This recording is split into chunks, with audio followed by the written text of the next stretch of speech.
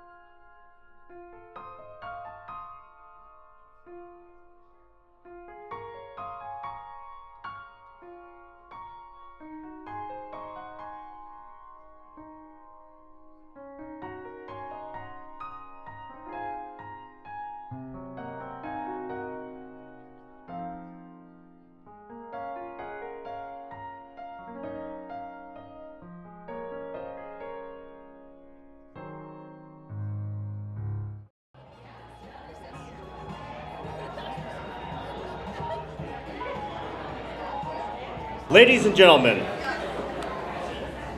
we'll begin our program, and we trust that you have enjoyed your evening meal catered by Cleavers. Our Hall of Fame is established on the 4 pillars that encompass what it means to have the Watchdog experience. The 4 pillars are academics and achievement, fine arts, athletics, and distinguished service.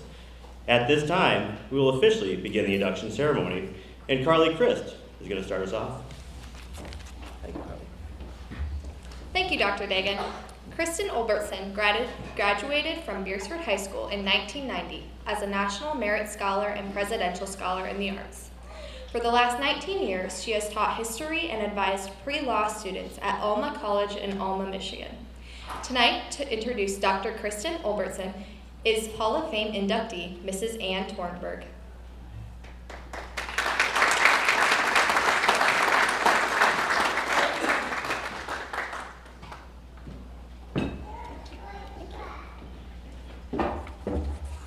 Well, what a pleasure it is to be here tonight, and with so many students, former students in the room who once took my speech class. I better do a very good job or I'll be totally embarrassing myself. It's fitting that we're doing this Hall of Fame induction during homecoming week, because one of my special memories comes from 36 years ago, the fall of 1989, when Kristin was a senior, and she and Chris Skinner were the MCs for the show. And if you find one of those annuals, you'll see how gorgeous they were on stage. Friends, but different personalities, but both did so well on the speech and debate team. And that particular night also, we had one of our skits featured Charlotte Larson, these are maiden names now, Lisa Mellendorf, Susie Stiles, and Heather Heron portraying the Deadbeat Poets Society. It was a wonderful spin-off of that famous movie that was out that year. And then our theme was a Star Search America. So of course we had to have a runway skit, which they did on the original Star Search. And that particular skit featured the newest and hottest models for Ace Hardware, including Chris Savvy, who's right there now, and Ted Fitzgerald. And they had on beachwear, which was not provocative in the least, because it was mostly fishing equipment that these guys had hanging all over them. So those were the kinds of fun things we did many years ago, and we just finished a show on Monday night, and that was my 28th year of advising the homecoming show in Beresford, so it was fun to look back over those memories. Kristin has done so many fabulous things over the time period since she left Beresford, and of course that's exactly why she's gotten this award featuring her academics. But she had so much potential that I think so many of us noticed it early on too. And I'm going to talk in just a minute about some of the speech and debate, but I also noticed that was in the program as well. But many people don't necessarily remember what a gifted pianist she was. And we went to recitals, and from a young age, she was just fabulous. And it was such a pleasure to go to any of her recitals and listen to her play. I bet Franny's nodding. You heard her play too, and along with your girls. And then Sharon, her mom, Sharon Olbertson, was the Orland Terp coach. And so with the Heron girls and with Kristin in there, what fabulous Orland Terp programs they had that year. And I know her senior year, probably her junior year too, they just got top superiors at the state festival, and it was just a perfect score for all of those girls doing it. I remember really well, although I didn't direct this, their senior musical, The Stingiest Man, which was a musical about the great story of Scrooge, and Grace and Sharon co-directed that. It was a wonderful show. I want to tell you about a few of her achievements. It was really difficult in those years to get 1,000 points. which they max students out. And only one kid maybe every year would get 1,000 points in the National Forensic League, the NFL. Can you believe we used to call it the NFL? And then someone was disappointed that we were 100 years old in last year, and we had that name first, NFL, but they still made us change it because it interfered with another group that was called the NFL, even though we were the originals. And so now it's known as the National Speech and Debate Association. And kids break that 1,000 barrier all the time. But in those days, it was one kid in maybe 4,000 members of the NFL that actually got that many points. So it was quite an achievement. Her junior year in high school, she was the state champion in Lincoln Douglas debate, and that was one of her extraordinary events. And she took second in original oratory right behind her teammate, and we could only enter 2 from Beresford, Janelle Abrams, who was first her junior year. Then Janelle graduated, and her senior year she was state champion in Lincoln Douglas again, and then original oratory. Those years were glory years for sweepstakes in Beresford. Every tournament we went to, 15 tournaments in a row, they won first place. They got sweepstakes at all of those tournaments. Her senior year, Kristin and Mike Silva were the champions in policy debate, and they would win sweepstakes by many, many points. One story that's more humbling I'm going to tell tonight, because it's one of those life lessons that I think we all need to share. And so you'll forgive me if I tell this story. You might not even remember which one it was. Her junior year, she had been winning original oratory all year, tournament after tournament, she'd been winning. She went into the final round of our district qualifying tournament when she was a junior, and things didn't go too well. I was working the tab room, and one of her teammates came and found me in the library at Lincoln High School and said, "You better go find Kristin." And I said, "What happened?" She said, "She blanked out in the final round."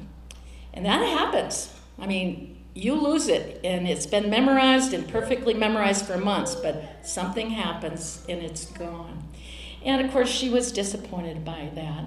But she worked continually, and the next year, I'll never forget what she said going into that tournament. "Any kid in this state can beat me, but I will not beat myself." And you didn't. You won first place. And she qualified for the national tournament, which I believe was in San Francisco that year. But then she was so gifted. She was also the presidential scholar, the first kid in Beresford's history to get that award. And so she had to go do that thing because that was at exactly the same time. So, she kind of held up personal goals for herself to qualify for the national speech tournament, and then another tremendous goal to do that. So her senior year, she set all kinds of academic records as well, and then went off to Carleton. And if you don't know how hard it is to get into Carleton, just for kicks and giggles, I looked up their average ACT incoming score right now for last year. One of the things that I do now in Beresford is also help with an ACT preparatory course that we take with all the juniors. So in one of my handouts, I had kind of comparative average ACT of incoming freshman class. And Carleton is still a 35 to get in average, and a perfect score is a 36. So you can tell what caliber that is to get into Carleton, which is often called the little Harvard of the Midwest, and it deserves that reputation. So since graduation, I haven't had the pleasure of knowing the high points in your career, but I want all of you to read the program because it is amazing what she has done over these years since she left us at Beresford. Always gracious, brilliant, beautiful, and always aspiring to do better, because nobody will let her beat herself. She won't do that anymore. And she's really risen to the top of her field. So join me in congratulating Kristin Olbertson, and will you please come forward to receive your Watchdog Hall of Fame Award from President Nathan Jensen.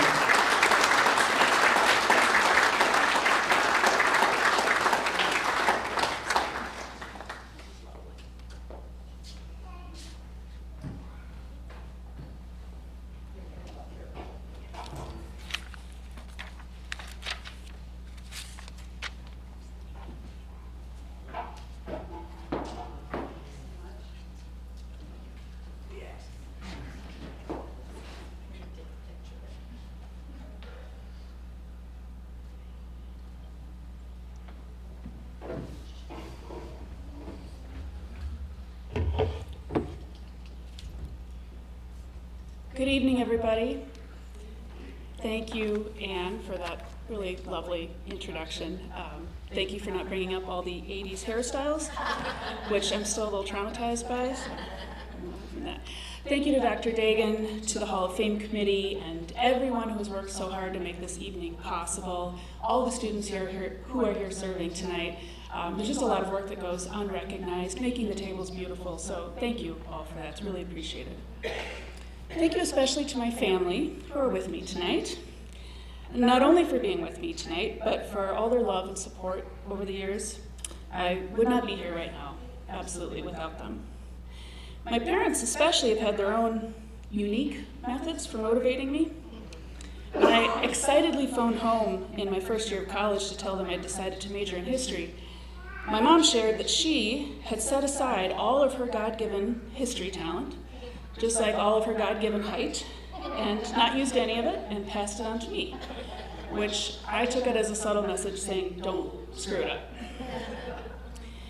Years later, when I was in grad school, I was sharing my plans for the next year, and my dad responded with total astonishment, "Are you still going to be in school?" Which I had to admit was a fair point, and made me reconsider how much longer I wanted to be a poor graduate student. Growing up here and coming through the Beresford school system also taught me some really important things. Something that I saw again and again was how people drew such enjoyment from their jobs. I saw farmers like my dad, teachers like my mom, coaches like Jim Herron, all invest such care and attention to their chosen profession. And I saw them take such satisfaction in taking care of the land and inspiring their students and motivating their team. But it wasn't until I was an adult that I realized not everybody is that lucky. I'm really fortunate to be in the profession I'm in. As I began my 20th year of teaching at a small liberal arts college in rural Michigan, I'm often reflecting on how lucky I am that I get to spend my days researching and writing about American history, those documents, artifacts, and other sources I get to meet the people of the past, and not just generals and governors, but midwives, and shopkeepers, and servants, and sailors, and yes, teachers and farmers. I get to experience history through their eyes, to try to understand their perspective and why they believed what they believed. And then I get to teach my students all those same things, not just what happened, but how to find and how to analyze evidence to figure out why it happened and why we should even care. And along the way, they learn how to do research and how to evaluate sources for credibility and how to write about it with clarity and persuasiveness, which are all very valuable and marketable skills, as it turns out. And this is where the job really gets great, when I get to witness a student mastering a new skill, or connecting knowledge to their major, or relating past events and trends to how we live in the US today.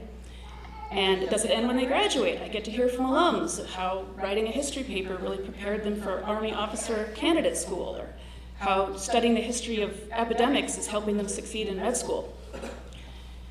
Watching young people discover their abilities and develop their talents gives me not just great satisfaction, but great hope. My students, who come from many different backgrounds and bring very different perspectives to the classroom, are overwhelmingly thoughtful, responsible, hardworking, curious, and they're kind.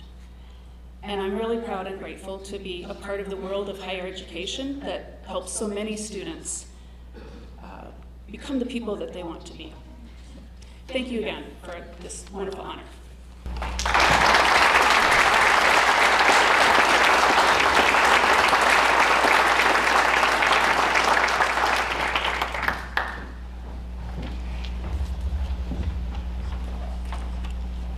Thank you, and congratulations, Dr. Kristin Olbertson.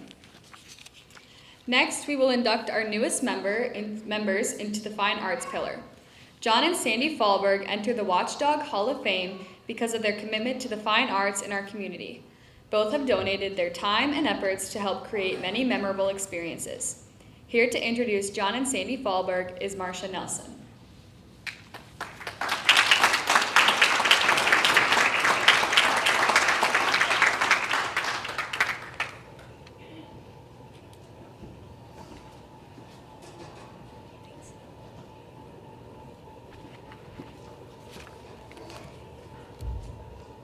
Well, good evening. It is with great pleasure that I have the honor to introduce the 2025 Fine Arts Hall of Fame to John and Sandy Fahlberg.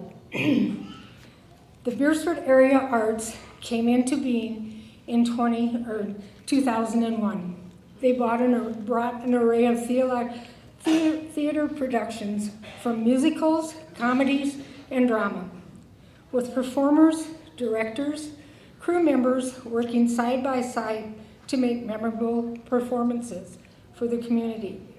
Excuse me.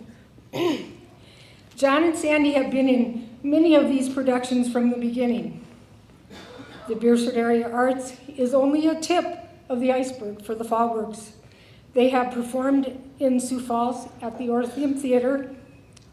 They have been in the Centerville Arts Council. John has performed with his left-handed silver tuba for over 20 years in the Tuba Christmas. Playing in the New Horizon Band that has taken them to Europe with Sandy by his side. And the Yankton Municipal Band has also been a part of John's summers for several years. Not only have John and Sandy been a part of the arts, but they have sung at numerous weddings, funerals, plus singing and directing church choir. Every production, every performance, they have spent hours upon hours of memorizing lines and doing endless rehearsals. The Fahlbergs were doing 2 productions at one time years ago. Fiddler on the Roof at the Orpheum in Sioux Falls. And just a few weeks later, they did Scrooge in Beresford. That's dedication. I would have been saying words from Scrooge and Fiddler and Scrooge. Not them. They had it together. I would like to take you back to some productions that they have played in. I don't have all the slides from all the performances that they have seen them in, but this will let you see them in character. Our first slide is from Oklahoma.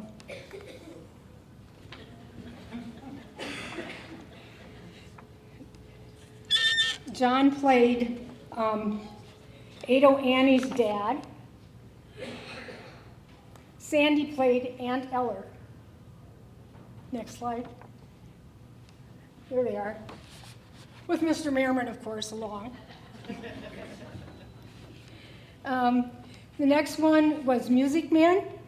John was in the barbershop quartet, and Sandy was Miss Peru. Broadway to Beresford, John was the doorman, and Tavia, and Sandy was Golda.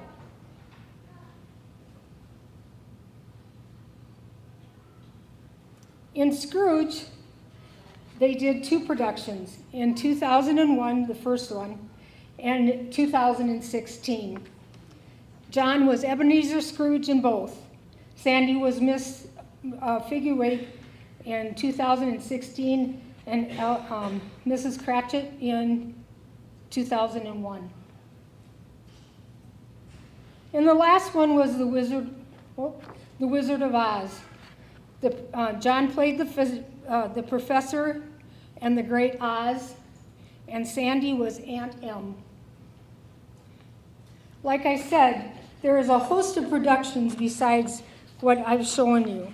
They were in Beauty and the Beast, Our Town, Mary Poppins, Big Fish, many of the Christmas programs, and the historical bus tour of Beresford. John and Sandy sing beautifully alone, but when you sing them together, they are a dynamic duo. The first time I ever heard them sing together was at their wedding, when they sang Household of Faith. It was breathtaking. Now I would like to share a video of them singing Do You Love Me from Fiddler on the Roof, performed at Beresford to Broadway.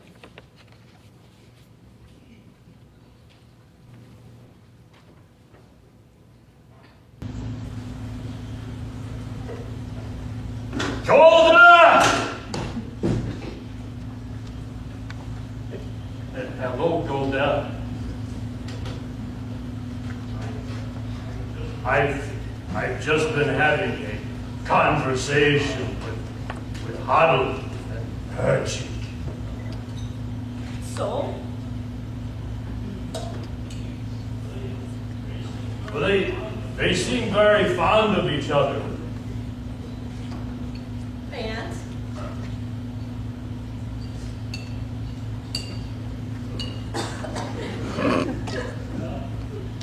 Well,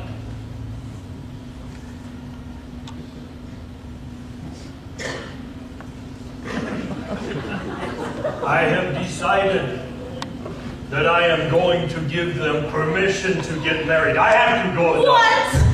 Just like that, without asking me? Who asked you? I am the Papa. Who is he? He has nothing. Absolutely nothing. Well, I wouldn't say exactly that. I hear he has a rich uncle. He is a good man, Golda. I like him.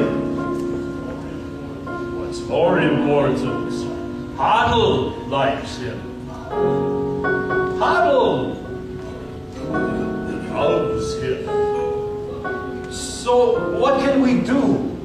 It's a new world. A new world.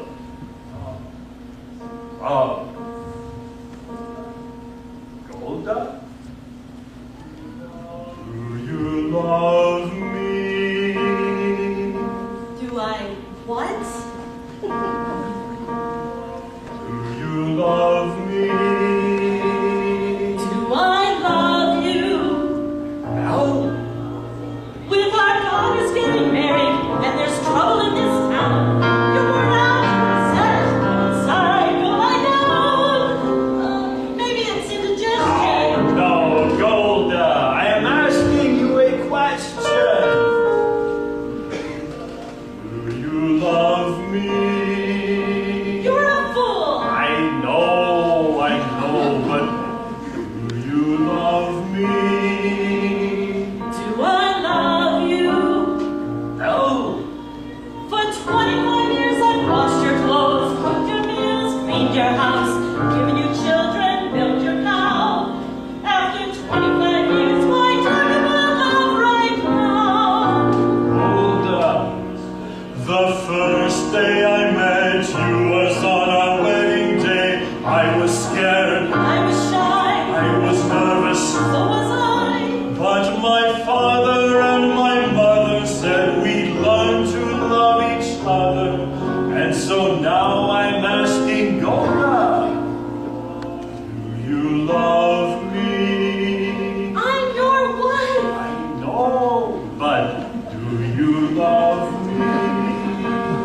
Do I love him? No. For 25 years I've lived with him, fought with him, starved with him. 25 years my bed is his. If that's not love, what is? Then you love I me. suppose I do. And I suppose I love you too. It doesn't change a thing, but even so, after 25 years, it's nice to know.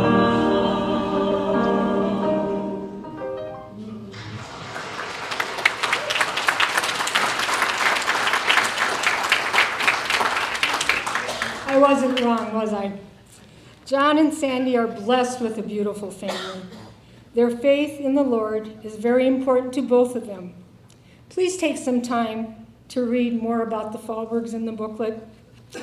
John and Sandy are true BHS Hall of Famers, but their true Hall of Fame will be one day when they meet their Lord and Savior face to face.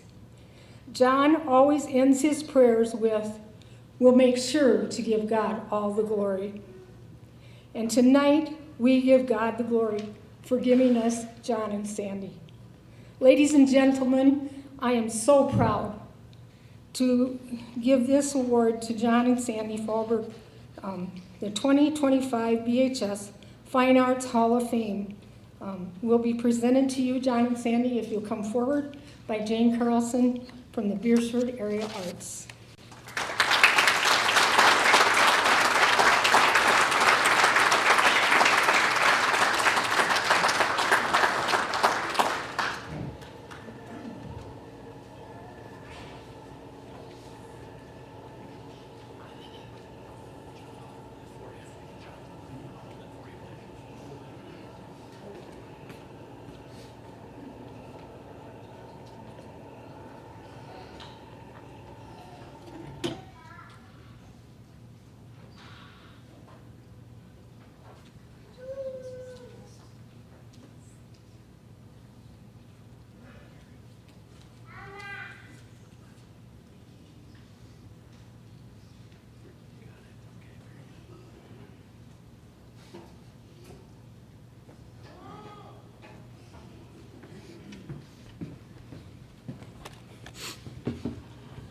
Thank you so much. Thanks for being here tonight to help honor all the inductees.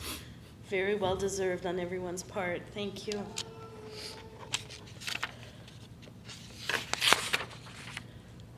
Sorry.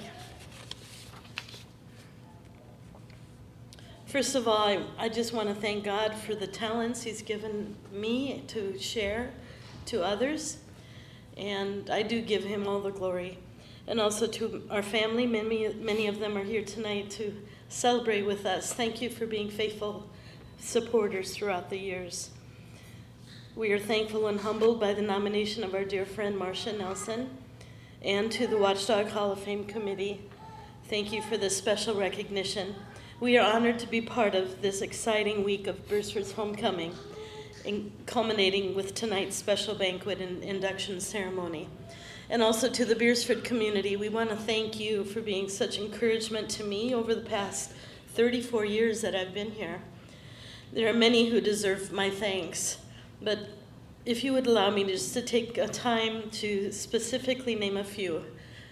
Grace Kennedy, Jane Carlson, Sharon Olbertson, Tommy Merriman, Kevin Nelson, Norm Tweet, Susan Jensen, Julie Moran, and Laura Jensen. We want to thank you all for your influence in our lives and the encouragement. Some of you, most of you, have actually been participants alongside us in our performances.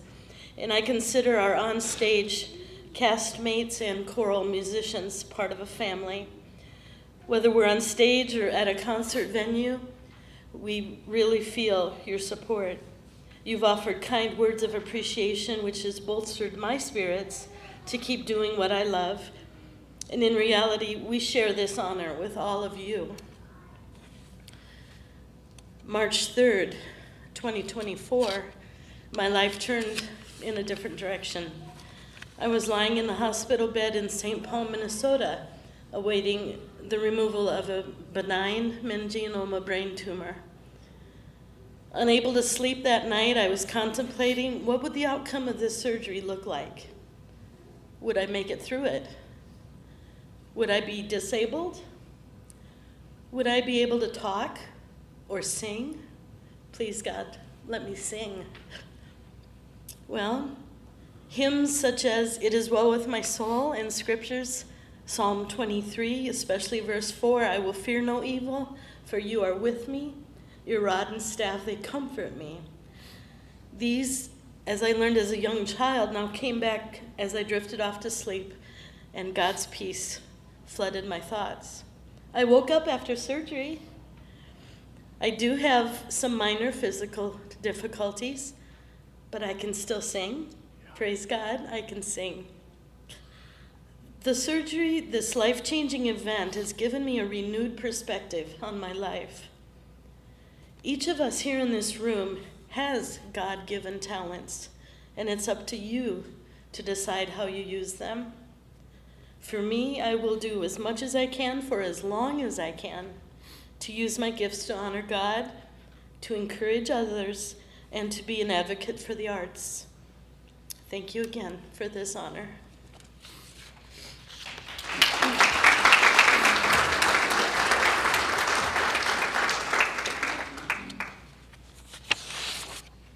This is all I got. I want each and every one of you to know that when I got married, I married up. Way up. Can I get a witness?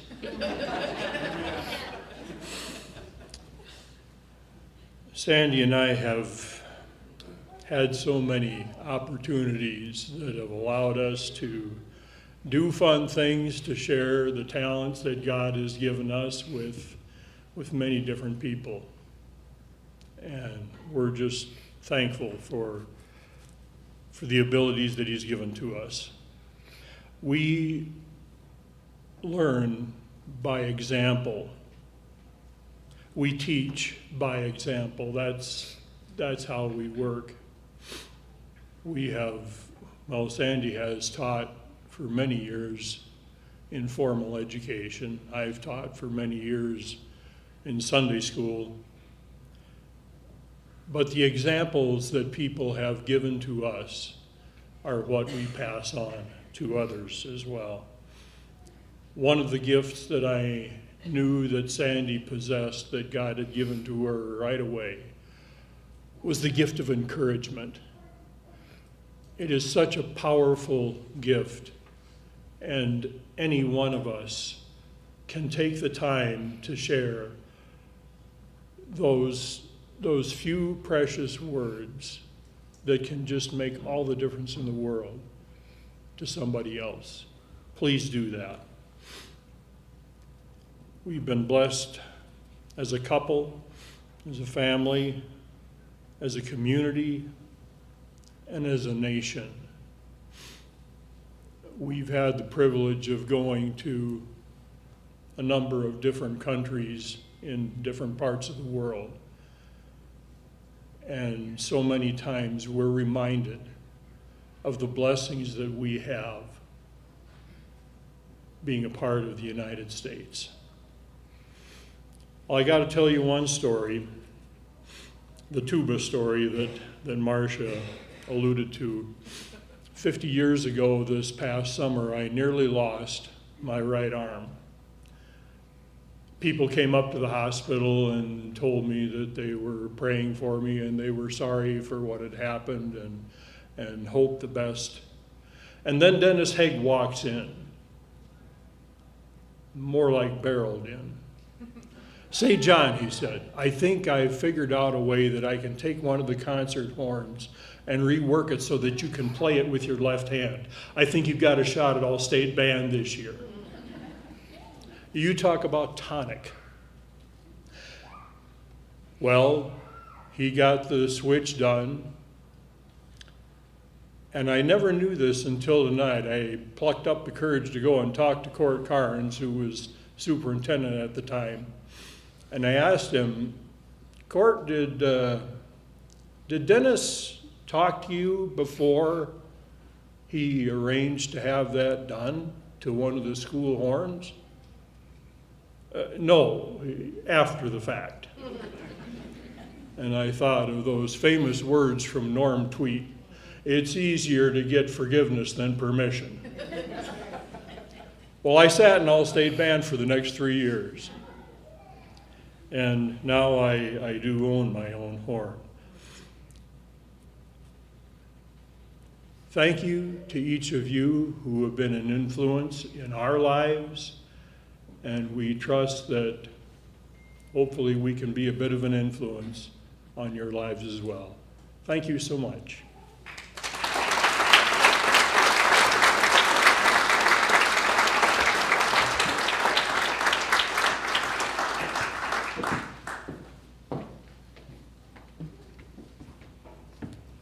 Thank you, and congratulations again to John and Sandy Fahlberg. Tonight, we will posthumously induct Mr. Wayne Hawkeye Haensel into the Watchdog Hall of Fame. Tonight, to share more about Mr. Haensel is Beresford School District Athletic Director, Mr. Owen Ronalda.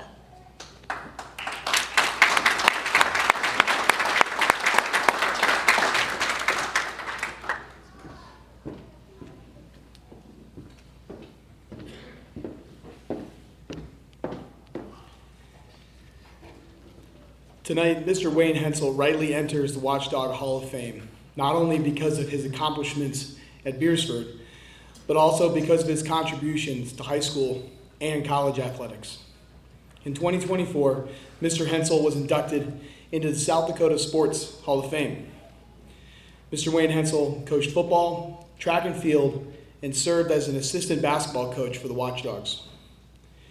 Mr. Haensel coached the Watchdogs to 46 football victories, 13 losses, and 1 tie. And his high school coaching record was 83 wins, 37 losses, and 3 ties. He coached at Beresford, Mitchell, and Sioux City North. At South Dakota State, he served as an assistant coach and head coach from 1974 to 1990. And he served as the Jackrabbits head coach from 1982 to 1990. Mr. Haensel coached the throws events at SDSU for their track and field program, producing 41 conference champions and 36 All-American awards through shot put, discus, and javelin. He was the first recipient of SDSU's Ralph Ginn Award for coaching excellence in 1972, having played under Coach Ginn. Mr. Haensel is also an inductee of both the South Dakota High School Football Hall of Fame and the South Dakota High School Football Coaches Hall of Fame as well.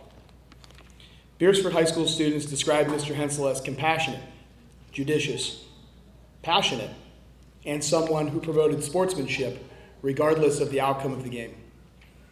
Students felt it was an honor, whether it was joining him for lunch or spending time with him outside of the classroom or the field. As noted in the program, Mr. Wayne Hawkeye Haensel was a respected and accomplished educator and coach for the Beresford Watchdogs. The editors of the 1962 yearbook co-dedicated the publication to Mr. Haensel for his guidance and counseling of BHS students, which promoted a greater sense of value, interest in higher education. Because of Mr. Haensel's accomplishments and his values, he has earned his place in the Watchdog Hall of Fame. Would the family of Mr. Wayne Haensel please come forward and receive your Watchdog? To present the Watchdog this evening is Ms. Kim Erickson of the Beresford Athletic Booster Club.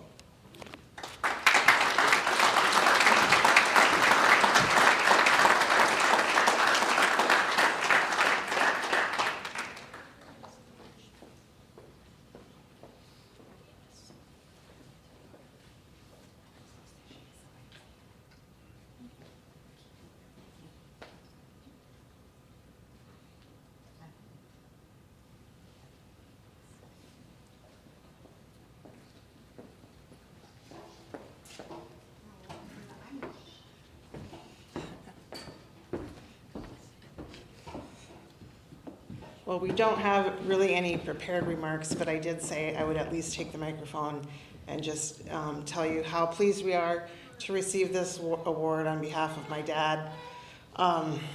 This is the second award ceremony we've had in the last 2 years, and I can tell you that it brings all of his memories back to life. And we just spend these days leading up to these events just remembering all the fun times we had, just how big of a person our dad was, and just how much we loved him, and that we love hearing about him and hearing about the things he loved. And I know this community was one of the things he absolutely loved. I haven't spent much time here. This is my sister and my mom.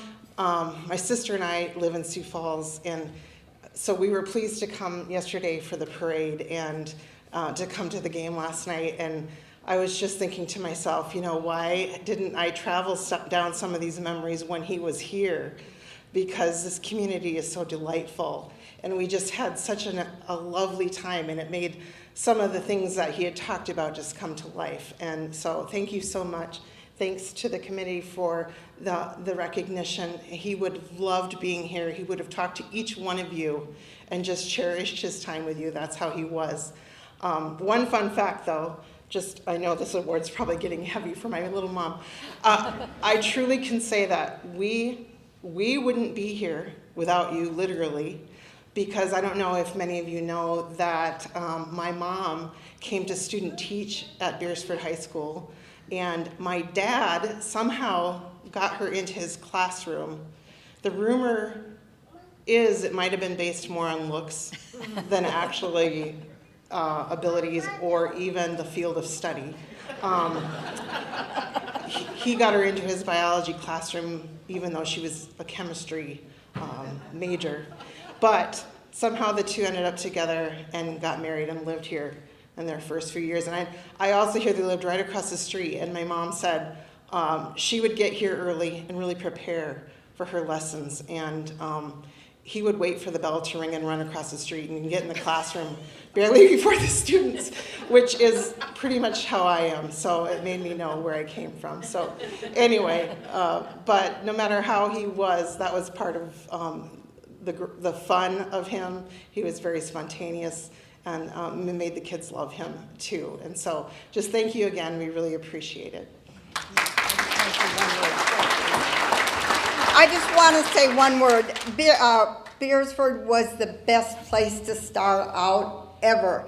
The town was great, the school was great, and we appreciate everything you ever gave us. Thank you.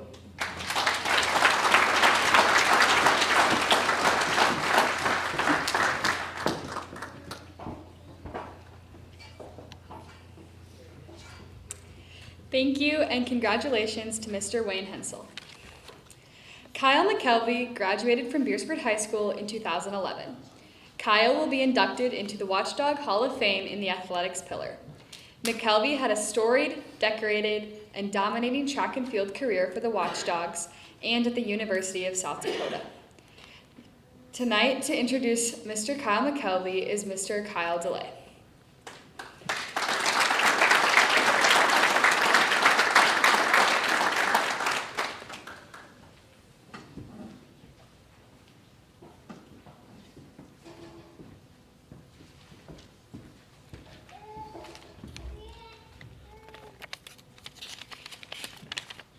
Good evening.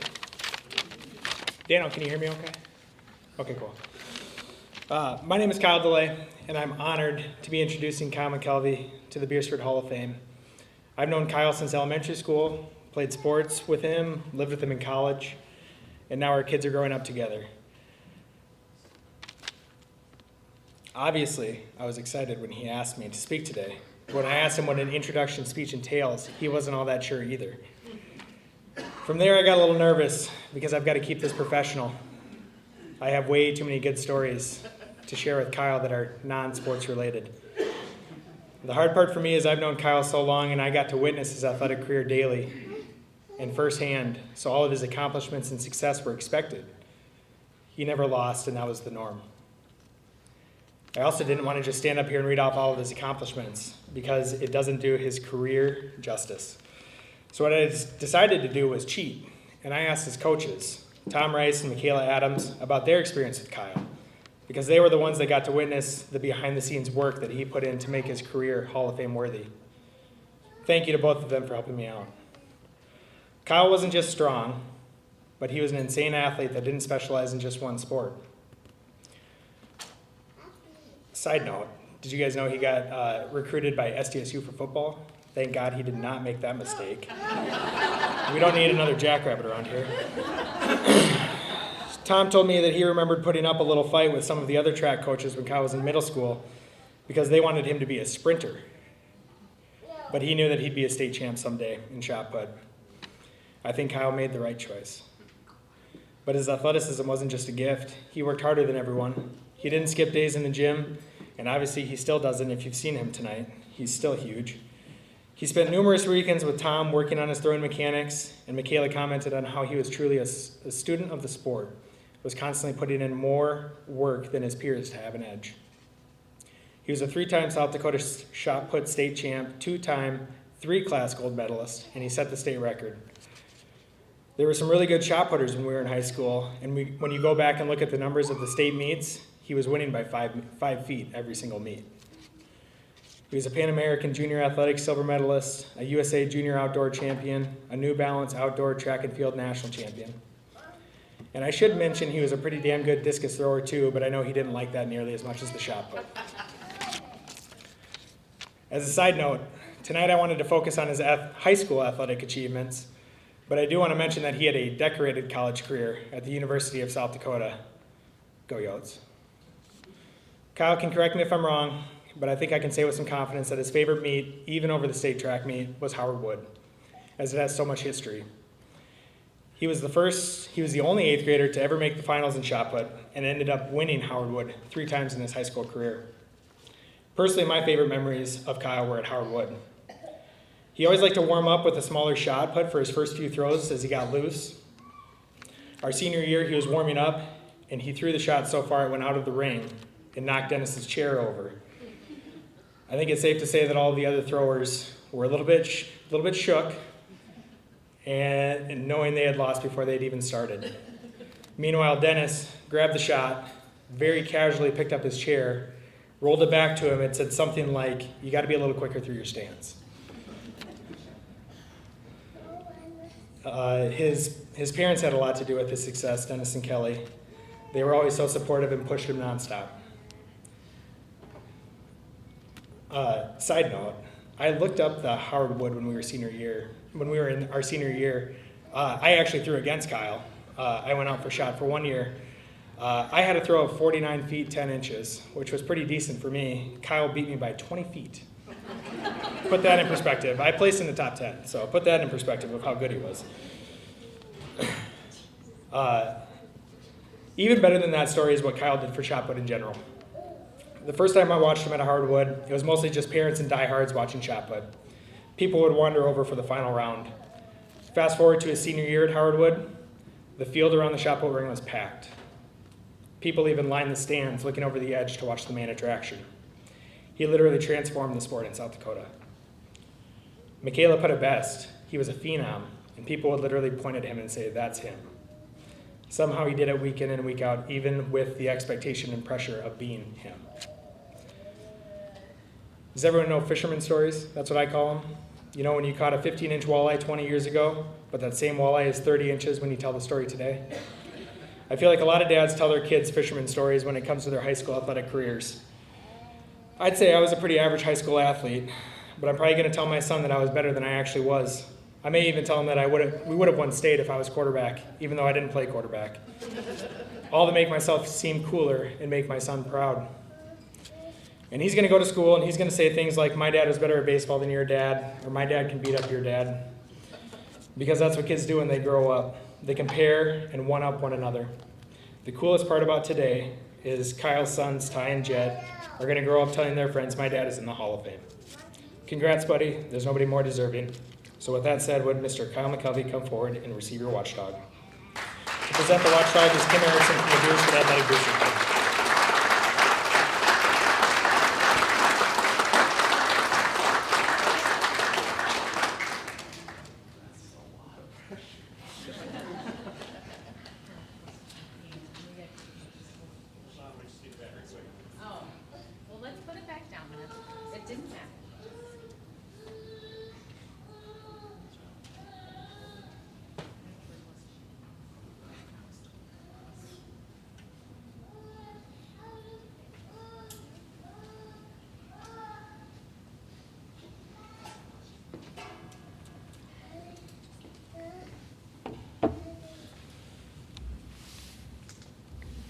Well, that put a lot of pressure on me. That was pretty good. That was a pretty good intro. Thank you everybody for coming here. I mean, it's quite an honor to be in a list of people that have made such an impact on the school, this community, the communities that they're currently in. So thank you. I was lucky to have some success in athletics, but I certainly wouldn't have had those if it wasn't for my family. They hauled me everywhere. They gave me every tool that I needed. They never missed a meet. They never missed a game. Even if that meant driving through, a snowstorm to Fort Wayne, Indiana, which, if you've ever been, is probably the most boring drive of all time, in the middle of the night. Also taking a round trip flight from Sioux Falls to Austin, Texas to watch me throw, then headed over to Rapid City to watch my sister throw in the state track meet. Always really supportive before and after any competition, but we never had that you should have done this or you should have done that relationship. It was always support. There was one very divisive topic, and that was conditioning. So I remember, when we were kids and we lived out of town, so my folks had to drive us in, and since they were there, they were watching practice. And the one thing that was always going in the back of my mind was sprints at the end of practice, you better get first, right? And when I was a 4th or 5th grader, I didn't really think much of that. I was kind of like, why? We're just running, no big deal. But now as you get a little bit older, you realize that was all meant to establish work ethic. And if you had the ability to win, and if you were going to be out there, you might as well be going 100%. So I think even though that is kind of a small, insignificant story, I think that really sums up how I was raised. I had great friends. We spent every second together. We played every sport together. We went to college together. We're watching kids grow up together. Kyle was my first workout partner in 7th grade. Through high school, he had to be my tutor sometimes. Overall, the experience I had was unbelievable. Even the coaches that I had at a really young age, I was so incredibly blessed. Starting in wrestling, Grant Iverson, did such an unbelievable job with us when we were little kids. When we got to 3rd, 4th grade, we started playing baseball, and Keith Larson and Tom Freeberg, such an incredible job. Mike Moore, nobody on the planet is better at teaching 4th and 5th graders the fundamentals of the game like he is. That's where we did most of our conditioning. Kelly Knudsen, when we got into middle school, he all the way through high school, he led us in the gym Friday night, 10 o'clock, played pickup games with us until midnight. And then in middle school, of course, that's when I meet Tom Rice. And the dedication and the time that Tom put in, I certainly would not be here today if it wasn't for him. Every Sunday, 4 o'clock, from Thanksgiving weekend to Memorial Day, that was our time together. And not just me, but many athletes across the region. Many of those went on to be Division I All-Americans, and very few knew what was happening on that little parking lot in Gayville, South Dakota. He changed my life. He changed many of our lives. One of the first times that we interacted, we started track practice, and it's early in the year. There's still snow on the ground. It's cold. It's wet. So we just sit in the gym and we throw up against a curtain 10 feet away. You really have no idea how far you're throwing, right? So I didn't know. I didn't know enough about the sport to even care. We start going to our first track meet in Canton, and Tom comes to the back of the bus and he says, "Oh, hey, I entered you in the 8th grade division." I'm like, "Hey, I didn't come here to get my butt kicked. Oh, 8th grade." But in typical Tom fashion, he says, "Yeah, buddy, you'll be all right." And he just walked away. And I'm nervous. I don't even know where to go. I don't know where to stand. I don't know what to do with my hands. Right? I'm just at a track meet, first track meet ever. Well, I ended up winning that one by, I think, 12 feet, the 8th grade division. And I went back over to Tom, And he looks at me and goes, well, that's pretty fun, huh? I'm like, God, I guess maybe this is my thing now. Fast forward a few years, and now I'm a senior, and I break the state record for the first time, and that's in Yankton. Tom was officiating the meet. He got to measure it. A couple weeks after that, we go to Howard Wood, break the state record again. Tom was officiating. He got to measure it. He got to call it. Just incredible how it comes full circle. I wish he would have officiated more of my meets in college. We could have kept it going. But with that came some unbelievable opportunities, national championships, being able to represent Team USA. Just an unbelievable experience. That led into some recruiting opportunities, and I had a list, 4 or 5 bigger schools, and we're getting later into the process. And I get a call, and I know where I'm at. I remember it like it was yesterday, where I was at, when it was, what I was doing. And it was Dave Gottslavin from the University of South Dakota. And he calls me and he says, hey, I know you're getting probably a lot of opportunities with other schools, bigger schools, but it'd be crazy if I didn't at least call you and introduce myself. And I don't know what he said after that. I wasn't listening, but that first couple sentences really struck me, right? Why would somebody who's 25 miles from where I'm standing feel like I wouldn't want to come to that school? This is the community that supported me. I'm not here without them. As cool as it was as seeing my name on the leaderboards, the national rankings, all that stuff, it was just as cool to see small town South Dakota underneath it. So after that phone call, my mind was pretty made up that I was gonna wear South Dakota across my chest wherever I went to school. And then I had a tough decision to make, right? Because was that jersey that said South Dakota gonna be blue, or was it gonna be red? And thank God, I decided it was gonna be red, because blue is gross.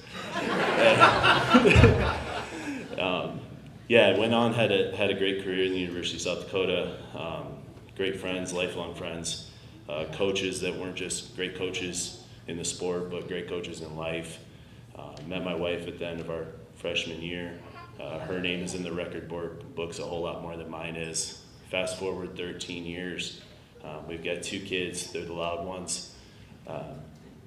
But with all of that, I absolutely would not have been here without the family that raised me and the community that supported me. So thank you.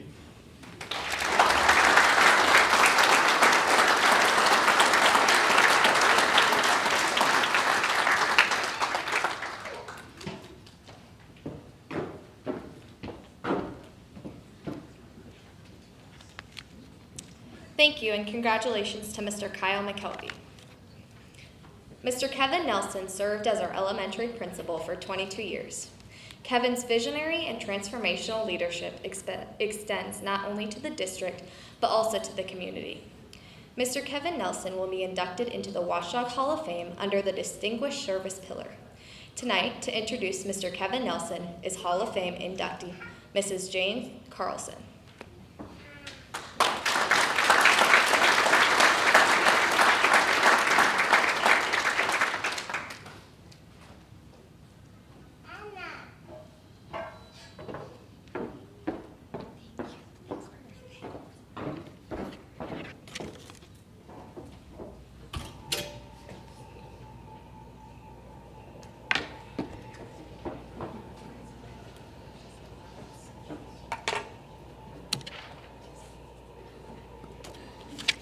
Before I begin tonight, I would like to thank Dr. Deegan for his tireless help. Good evening, I'm Jane Carlson, investigator Jane Carlson. Question: how does a good detective reach a compelling conclusion? She gathers the evidence. Question: has Mr. Kevin Nelson earned the distinction of being inducted into the Watchdog Hall of Fame under the pillar of distinguished service. Let's together examine the evidence.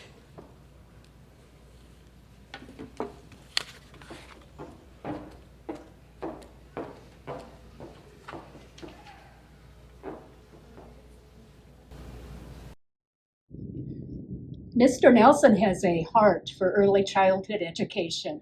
Beresford was one of the first schools in the state of South Dakota to have all-day kindergarten. And junior kindergarten followed. Thank you, Mr. Nelson. As an early childhood educator, Kevin has always made the children in our community a top priority. Because of this bright idea, Bright Beginnings has served hundreds of children since its doors opened in April of 2001. Thank you, Mr. Nelson. If you woke up one day to see a flock of flamingos fluttering through your front lawn, you can thank Mr. Nelson. Mr. Kevin Nelson was a very interested person in the veterans organizations in Beresford. He spent time with the 4th grade students, teaching them flag etiquette. And this flagpole presentation for the school system was one of his main ideas and goals. Thank you, Mr. Nelson. A group of volunteers were commissioned by the city of Beresford to promote and help plan and develop a housing expansion to include a new golf course. Mr. Enthusiasm was a member of that group, and when the golf course was finally designed, it included a number of bridges over a waterway that meanders through the course. He named it the Bridges. Thanks, Kevin. Because of the backpack program, elementary students in need will have food security over the weekends. Thank you, Mr. Nelson. Thank you, Mr. Nelson, for your profound love of our staff and all of our students. Your presence in our classrooms let us know that you genuinely cared for each of us staff members, and our students knew that you loved them with every hallway greeting, lunchroom duty, and recess duty as well. In many ways, Mr. Nelson was ahead of his time when it came to his curriculum knowledge and use of data-driven instruction. He always had his staff collect and analyze information about student performance and needs to help them improve best practice teaching strategies, tailor their instruction, identify learning gaps, and provide interventions, leading to more personalized and effective learning experiences for all Beresford Elementary students. Thank you, Mr. Nelson, for everything you did during your tenure at Beresford Elementary. When the staff had an idea or Mr. Nelson had an idea, he let us go with it as long as it was research-based. And I remember coming back from a conference with Sarah and talking to Scott soon after and being really excited about standard-based grading. And that's something that's continued and has gone across the country as really great rubric-based grading. So I think of him as someone who pulled us all together. And when we did things that were new to us, but really good for kids, now they've become standard practice in schools. Thank you, Mr. Nelson. Thanks, Mr. Nelson. In the year 2000, my wife and I retired in Texas and moved here. We decided we wanted to volunteer in the school, so we went to Alcester. We were in that school district and offered to volunteer, and were told they didn't need volunteers. So we came to Beresford and met Kevin Nelson. He was thrilled to death to show us the school and the teachers. For 19 years I've been doing it. Thank you, Mr. Nelson, for your kind, thoughtful leadership. I'm still volunteering, and I'm still bringing cookies every week for the kids. Thank you.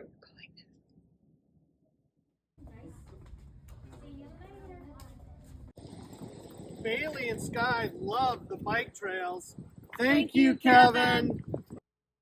On behalf of the Beresford Booster Club, the students who have benefited from the financial support provided by the Beresford Booster Club, and the hundreds and hundreds of runners who have participated in the Frostbite 4, South Dakota's premier winter road race, thank you for your foresight imagination, and creativity as you laid the foundation for the race and generated a multitude of improvements over the 15 years in which you were affiliated with the race. Heads up!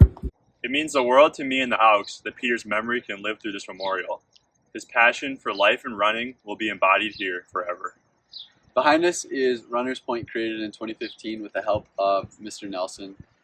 In the front here is a silhouette of Peter Auk, just as a remembrance to keep God at the center of life, and is pointing up to the sky, hence the name Runners Point. Thank you, Mr. Nelson. Thank you, Mr. Nelson. Wow, Kevin. Those people really said a lot of nice things about you. I suppose you think you're pretty special. Well, turns out you are. Your imagination, your enthusiasm has made a big difference in this community, and your care and concern to educate young people has made a bigger difference in everyone's lives. Well done, Mr. Nelson.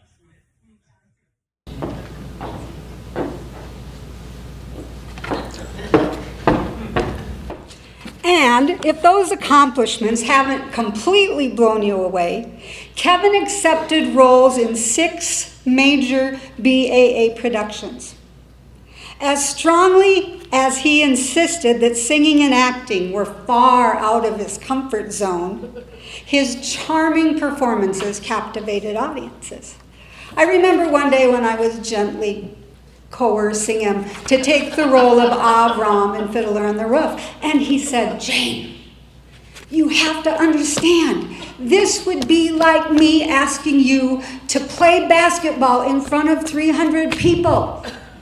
And I remember thinking, oh, God, I'd rather teach a squirrel to do his taxes. But I remember Kevin was very, very adventurous and willing, and it was such a wonderful, wonderful thing for BAA and for him too, I think.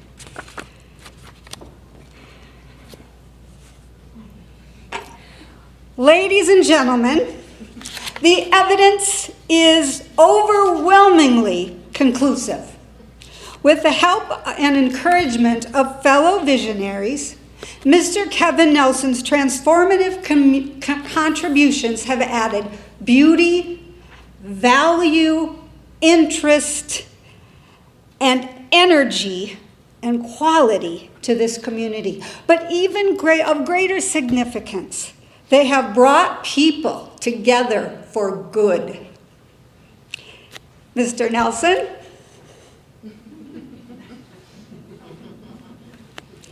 You may have moved to Sioux Falls, but Kevin, my principal, my mentor, and my dear friend, you will never, ever leave Beresford. You see,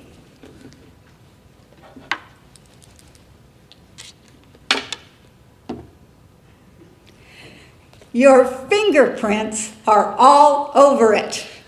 Thank you, Mr. Nelson, and congratulations.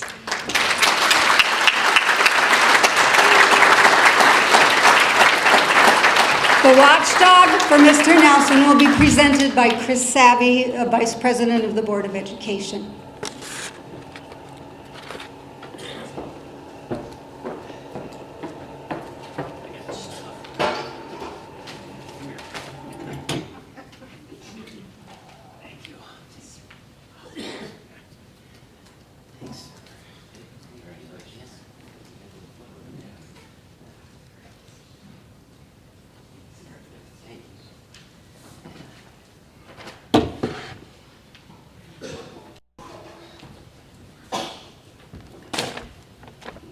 Well, I wasn't expecting that.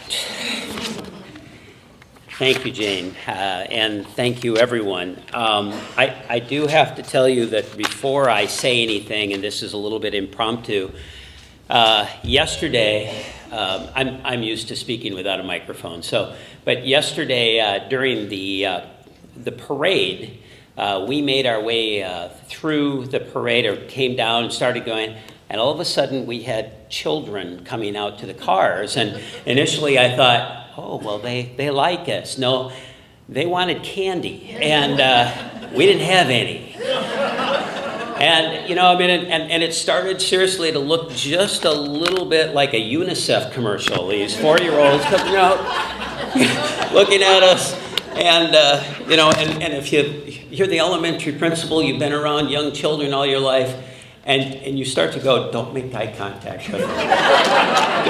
just go forward. Then the band stops us, you know, and now we're in that awkward moment where we're stuck, and they're kind of going, you know, and it was something else.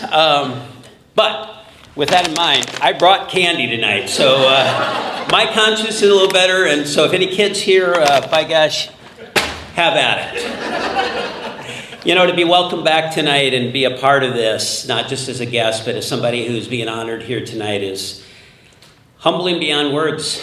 And this truly is one of the highlights of my life. It really is. You know, I'm up here because of community, but I don't think you can, the fuse between community and school, and especially in a town like this, we've had a number of people talk about that, about the uniqueness of this town, the amazing combination, the chemistry of this town. Our school is the center of this community. And being a part of the school, you naturally had to be a part of the community. You know, any success I had, I didn't in no way, shape, or form did alone. I had amazing people. It happened because I stood shoulder to shoulder with absolutely amazing teachers. Absolutely phenomenal teachers, dedicated staff, supportive families. You know, and I do believe we created something pretty special in our building, and we had a really great time. I've said it 1,000 times, and I'll say it again. If you don't believe in miracles, you should spend some time at Beresford Elementary, because miracles happen there, and you will become a believer. Along the way, I've been blessed with some really wonderful people who've lifted me up, challenged me, shaped me into who I am, and I want to do a couple of those. First, I'm going to say Judy Travis. I will tell you, she's the best partner anybody in my position could ever have. We went through good times. We've had some bad times. We laughed a lot, most every day, and quite frankly, probably at the expense of some people in this room. Yeah, definitely some people in this room. And we certainly cried, but no principal could ever ask for anybody better than that. I mentioned before the community, and I want to stop and say that again. You know, there were some times we've had heated arguments about where we're heading, but I always say, and I can say this without reservation, that in the important things, we were on the same page and we moved forward. You would assume that I would have started with my family, and so I'm getting to them. First, my family. I'm blessed with an amazing wife who compliments me perfectly and probably saved me from myself more times than I care to admit, especially when I was offering what I would say constructive, growth-oriented feedback to referees at our kids' athletic events. Deb, Sally, you would agree, right? Back there, I think you would agree with that. I'm blessed also with incredible kids who have grown up to be remarkable adults in spite of my influence. Sam and Sydney are here right now. Bailey, our oldest, is a new mom, has a 5-week-old, and so she's in Colorado and couldn't make it tonight. I also would say that I hit the parent lottery. My parents. My father is here tonight, modeled what educators should be. My dad was a superintendent. My mother was a kindergarten teacher. And I'm proud to say also that I come from 4 generations of educators. 3 generations are in the building today. My grandmother started in a one-room schoolhouse almost 100 years ago, and we have had educators in our family pretty much all of that time. Ashley, my niece, who is a remarkable elementary principal at West Central, is here, and she is one of the other generations, the last generation in our group. You know, I learned from heroes, and those heroes to me were the teachers that I worked with, and some of them are sitting in the back there. again, I can't stop to say at times how I would walk out of classrooms and just go, wow, that was absolutely amazing. Teachers are amazing. I found a quote from an Apple guru. When I say Apple computers, Guy Kawasaki, once said, and when he was being honored at one time, he says, if you're going to put anybody on a pedestal, put teachers. They're society's heroes, and I believe that that's the truth. If you see a teacher at any time, tonight, whenever, please thank them. I would ask that you do that. I especially want to thank my friend Jane. She was not only a legend in the classroom and easily one of the greatest teachers I've ever watched, ever work with kids, but as she mentioned, she literally and figuratively pulled me onto stage and made me sing. The Greeks once said that the arts should be used to tame the savage heart of man and make gentle the life of this world. And I believe that the Beresford area arts have done that. And the world, quite frankly, needs more of it. Somebody who's not here tonight that I wanted to mention is John Peterson. John was superintendent when I was a principal in Chester. He moved here, he pulled me along here. And what I'll just say with John is that John mentored or modeled to me both the empathy and kindness in his leadership. And I think the biggest thing is that he taught me that our profession should focus, yes, on excellence in instruction, but more, even importantly, was love and compassion. And I think that that's a really important thing. I have been challenged, quite frankly, by my fellow administrators. Brian, sitting here, Dustin, Jared, three that I worked with. We shared big dreams, but at times they had the inevitable job of trying to keep me grounded. And quite frankly, they deserve to get a Hall of Fame nomination and recognition just for that, I think. So, and I will say this, folks, you are truly blessed. I've had the opportunity since I stepped down from here to travel the state and see schools. You're really, really blessed also with great leaders in this community. Now, I could go Jim Sorensen here tonight and start to really tell you some stories, but maybe we can do that later over a glass of cheer, including one that I would like to say revolves around a fellow Hall of Famer tonight, and Dennis and Kyle, maybe we could talk a little bit about a deck of cards at one time if you ever want to visit a little bit about that. If you want to know, just ask them, all right? They'll share that. You both remember that? Yes, folks, I think we were leaders. We were leaders in early childhood, and we were leaders in customized learning, as we heard in our ABC program, where we were pioneers in supporting behavioral children with severe emotional needs. But I think the biggest thing is that we had a culture. And that culture happens because you have really, really good people who are on board. It's all about relationships. It's about caring, it's about welcoming, and it's about empowering our teachers. And I think we had the right people in those places. What to me was a litmus test is that time and time again we had visitors and they would come and say, this feels more like home than a school. And I think that's really the big thing there. I'm proud to have played even a small part, I think, in making Beresford a better place through our schools and helping our community thrive. When we first moved here, I was at a community event, and I remember Mayor Kennedy at the time quoting Ronald Reagan. And for those of you who are mad, Tom, I know you're in the back. Yes, I am quoting Ronald Reagan. But he mentioned the fact that Beresford, metaphorically, is a shining city on a hill. It's why we stayed. It's why we raised our children here, because we believed in this community, and we still do. Once a watchdog, always a watchdog. Now, before I leave, because you can never leave a point like this without maybe pushing just a little bit, there is one small thing, one grievance that I would like to continue, or maybe at some point in time see us be able to conquer. One wish, one request.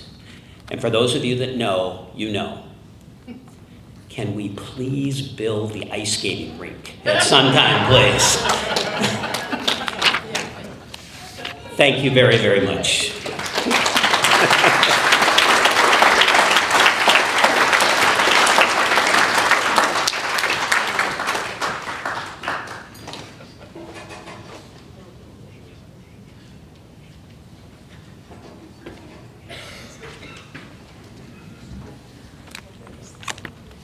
Once again, congratulations, Mr. Kevin Nelson. And again, congratulations to each and every one of our new inductees into the Watchdog Hall of Fame. We really appreciate you making the time to join us this evening. But to help keep this tradition continue, please take a few moments to take a program home and consider nominating additional nominees for our upcoming Hall of Fames. Without your help and support, this tradition cannot continue. Each year we take a look at the nominations and we draft our class and we act accordingly. One thing to consider is that this night happens because of all the efforts of different groups. So I'd also like to take a moment to thank the Beresford Area Arts, the Beresford Athletic Booster Club, the Watchdog Foundation in your Beresford School District. Ladies and gentlemen, we'll end our evening with the school song. So please stand as you're able, and Dr. Merriman will play our school fight song.